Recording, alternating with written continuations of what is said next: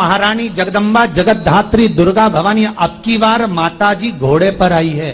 तो घोड़े पर जो देवी जी आती है वो समृद्धि को देने वाली आती है, लक्ष्मी की वृद्धि करने वाली आती है। जैसी घोड़े की रफ्तार होती है उस रफ्तार से लक्ष्मी घर में आती है। तो ये मत सोचना कि कोरोना महामारी ने हमको नीचे गिरा दिया या कोरोना महामारी ने रोक दिया, कमाई के स्रोत रोक दिया, धन रोक दिया। चिंता मत करना, मेरी माँ जगत जननी दुर्गा भवानी अब की बार घोड़े पर आई है। साल भर में इतना धन दे देगी कि आपने पीछे के 4 साल में नहीं कमाया होगा, इतनी मेरी माँ भंडार भर देगी। उस कलश पर आम के पल्लव शिव का वर है। किसका वर है ये? शंकर का। 11 आम के जो पत्ते जिस डाली में लगे होते हैं वो डाली कोमल सी डाली, 11 टुकड़े महाराज एक कच्चे सूत से लपेटकर 11 बार उसका भाग, जब उसको लपेट लोगे इस तरह से इकट्ठा करके आगे का जो भाग है 11 बार कच्चा सूत लपेटने के बाद जो भाग पीछे का आगे का कोई भी हो उसको शहद में डुबाकर शिव जी को समर्पित कर दो। किस जगह पर रखना है? अशोक सुंदरी वाली जगह। अशोक सुंदरी की जगह जानते हो आप लोग, पहले भी आपको बताया है, आज फिर आपको वर्णन कर दें। जैसे ये गोल जलाधारी है, ये शिवलिंग रखा है, ये 2 जहां से पानी बह रहा है बाबा के चरणारविंद, राइट में श्री गणेश जी का स्थान, लेफ्ट में कार्तिकेय का स्थान, बीच में अशोक सुंदरी की जगह।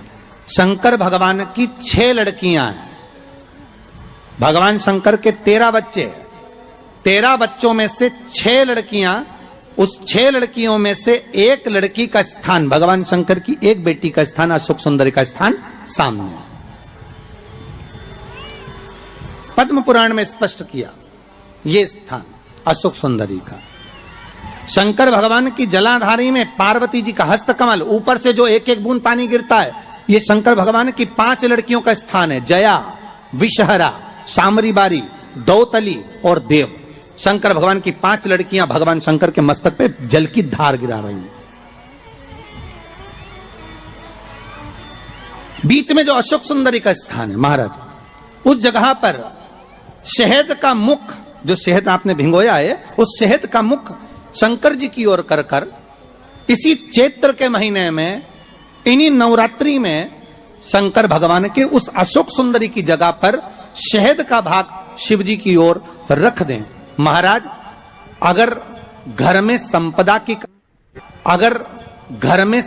की कमी हो या कोई पैसा खा गया हो, रुपया नहीं दे रहा हो, पैसा अटक गया हो, तो उस शहद को शिव जी की ओर मुख कर कर उस आम के पल्लव की जो डंडी है उसको 11 डंडी को वहां रख दीजिए और उससे अपनी कामना कर कर आ जाइए। हो सके उस शहद में से थोड़ा सा शहद किसी रुमाल पर, किसी कपड़े में लगाकर उसको रख लीजिए। जिस व्यक्ति से पैसे लेना है, जिस व्यक्ति से पैसे मांग रहे हो, उससे एक बार जाकर मिल लीजिए, एक बार उसको खबर कर दीजिए। बाबा चाहेगा भोलेनाथ तो नवरात्रि में ही पैसा वापिस आ जाएगा, अगर शिव कृपा कर देते। ये बाबा की करुणा। आम का पल्लव कोई साधारण नहीं जिसको कलश के ऊपर रखा जाता है, शिव की कृपा। जिस आम के पेड़ पर स्वयं कामदेव चढ़कर भगवान शंकर के 3रे नेत्र द्वारा जलकर भस्म हो जाते हैं, वो आम का पेड़ साधारण नहीं हो सकता, सहज नहीं है। और वैसे भी शिव शिव है महाराज। सबसे पहली नवरात्रि का व्रत किसने किया था? उत्तर दीजिए। सबसे पहला नवरात्रि का व्रत, नवरात्रि की उपासना सबसे पहले किसने करी थी? भगवान राम। अश्विन के नवरात्रि में भगवान राम ने 9 दिन तक कलश की स्थापना कर कर लंकाधिपति रावण को मारने के लिए मां जगत जननी की आराधना करी। भगवान राम ने मां जगत जननी की आराधना, मां जगदम्बा की आराधना। और कहते हैं मेरे राम ने प्रतिदिन मां आद्य शक्ति को निमंत्रण दिया और मां जगतजननी से विनती निवेदन कर कर कहा कि आपको प्रतिदिन आना पड़ेगा। इसलिए देवी भागवत में लिखा है कि नवरात्रि में एक दिन, जैसे प्रतिपदा है, पहला दिन है तो एक कन्या का पूजन करो, द्वितीया है तो 2 कन्या का पूजन करो, तृतीया है तो 3 कन्या का पूजन करो, चतुर्थी है तो 4 कन्या का पूजन करो, पंचमी है 5 कन्या का पूजन करो, छठ है 6 कन्या का पूजन करो, सप्तमी है 7 कन्या का पूजन करो, अष्टमी है 8 कन्या का पूजन करो, नवमी है, जम के बोलो, 9 कन्याओं का पूजन करो। और अगर इस तरह से आप पूजन नहीं कर सकते नवरात्रि में तो 9 कन्याओं का पूजन एक साथ या तो अष्टमी के दिन या नवमी के दिन कर दो, या मध्य में, बीच में भी आप कर सकते हो एक साथ। पर अगर आपकी कोई कामना है, आपकी कोई इच्छा है, मालूम पड़े, जैसे कई लोग कहते हैं कि हमारी इच्छा है, हमारी वो मकान नहीं बिक रहा, या हमारी वो जमीन नहीं खरीदी जा रही, या हमारी कोई कंपनी नहीं डल रही, या हमारे काम में ये अड़चन आ रही है, तो नवरात्रि में, 4 नवरात्रि में से किसी भी नवरात्रि में आप नियम बना लो कि एक कलश की स्थापना कर कर एक दिन में एक कन्या का पूजन कर कर उसको भोजन कराना, लाल वस्त्र देना, लाल चुनरी देना, दूसरे दिन में 2 कन्याओं का पूजन कर कर लाल वस्त्र ओढ़ाना, लाल चुनरी देना, तीसरे दिन में 3, चौथे दिन में 4, 5वें दिन में 5, ऐसे 7-9 दिन तक एक एक कन्याओं के क्रम को बढ़ाते बढ़ाते बढ़ाते बढ़ाते आप उस पूजन का विधान प्रबल कर सकते। आज किसी का फोन था सुबह, तो कोई कह रहे थे कि हमें गुरुजी से बात कराओ, तो समीर जी ने बताया कि फोन आया था और वो बोल रहे थे कि हमें नवरात्रि में अगर मान लो कोई साधना करना हो तो कौन सी साधना करना चाहिए, हम किसकी आराधना करें, हम 9 दिन तक किसकी साधना करें। तो अगर बन सके तो देवी भागवत में सबसे सुंदर साधना यही है कि हम एक दिन में एक कन्या के चरण धोकर पूजन कर कर उस कन्या को भोजन कराकर उसका स्मरण करें।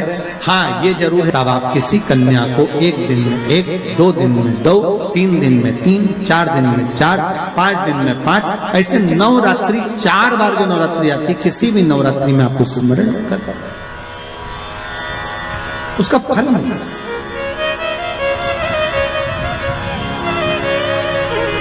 उसका फल होगा।